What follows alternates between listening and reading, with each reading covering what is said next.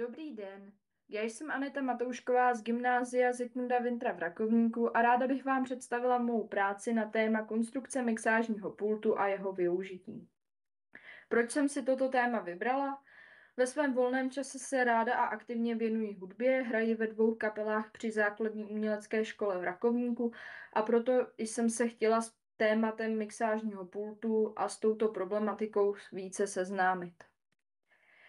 Cílem teoretické části mé práce bylo seznámit se s principem analogových obvodů pro práci se zvukem, jejich fungování a zvolit si vhodná zapojení pro mou praktickou část.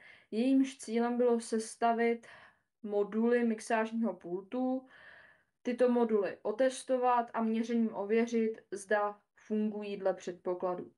Na závěr jsem provedla i krátké zhodnocení, ověření funkce modulů, možné navržení změn zapojení a finální návrh modulu mixážního pultu. Na úvod zmíním trochu z teoretické části, co to vlastně mixážní pult je. Mixážní pult pro směšování nízkofrekvenčních analogových signálů je elektronické zařízení, které má hlavní funkci sčítat zvukové signály nebo je upravovat pomocí ekvalizéru, různých efektů a tak dále, aby výsledný zvukový signál byl co nejlepší. Existují tři základní typy mixážních pultů. První jsou analogové mixážní pulty, do kterých vstupuje i vystupuje z nich analogový signál a i analogový signál se analogově v pultu zpracovává. Druhým typem jsou pak digitálně analogové mixážní pulty, do kterých vstupuje a vystupuje z nich analogový signál, ale převádí se pomocí analog digitálních převodníků na signál digitální a zpracovává se digitálně. A posledním typem, asi nejnovějším, jsou digitální mixážní pulty, do kterých vstupuje i vystupuje z nich digitální signál a signál se v nich i digitálně zpracovává. Své využití nachází mixážní pulty při live produkcích, koncertech, zkouškách kapel, ve studiích, rozhlasů a tak podobně. Má praktická část jako technologii pro výrobu modulu mixážního pultu jsem si zvolila technologii THT, Through the Hole, doslovně přeloženo skrz díru. Tato technologie je dnes již zastaralá, ale zvolila jsem si ji protože jsem tuto technologii mohla s touto technologií pracovat doma v domácích podmínkách a byla pro mě nejdostupnější. Jako první jsem zvolené zapojení překreslila do programu LT-Spice, ověřila to, zda zapojení funguje, simulací se blíže seznámila s průběhem signálu obvodem. Zde můžeme vidět na obrázku vlevo výsledek simulace modulu ekvalizéru.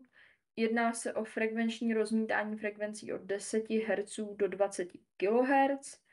V levé části je vidět rozmítnutí basových frekvencí, ve středové části je vidět rozmítnutí středových frekvencí a v pravé části grafu vidíme rozmítnutí výškových frekvencí. Poté, co jsem všechny moduly odsimulovala, jsem mohla přistoupit k návrhu desek plošných spojů, neboli PCB desek. To jsem dělala v prostředí programu KiCad. Na obrázku vlevo je zachyceno schéma desky plošného spoje a na obrázku vpravo vidíme vygenerovaný 3D náhled tohoto schématu v programu KiCad. Poté bylo už možné přejít k samotné výrobě desek plošných spojů. Na obrázku vlevo je vidět odstraňování ochranné barvy z desky plošného spoje na straně mědi v místě, kde má být měď odleptána, a napravo můžeme vidět samotné leptání v chemickém roztoku. Poté jsem mohla osadit desky